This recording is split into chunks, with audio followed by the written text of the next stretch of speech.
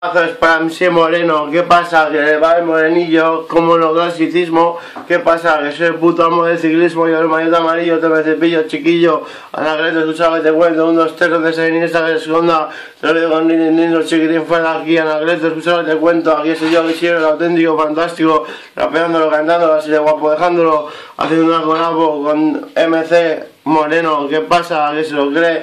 Pues el puto jefe, no me le tres pesar su fe. Déjale en paz, no te metas con él, putas criticonas de mierda, gobernen los huevos. Ha hecho un pacto con el diablo, que soy yo, el auténtico, el fantástico, el que da coza a la peña, el que simplemente da con sus atractivos de seda.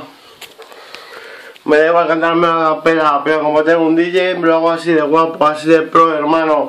Melómano, mechero mano, no soy nefómano ni cleptómano, pero soy piromano y voy hacia tu casa con un bidón de gasolina.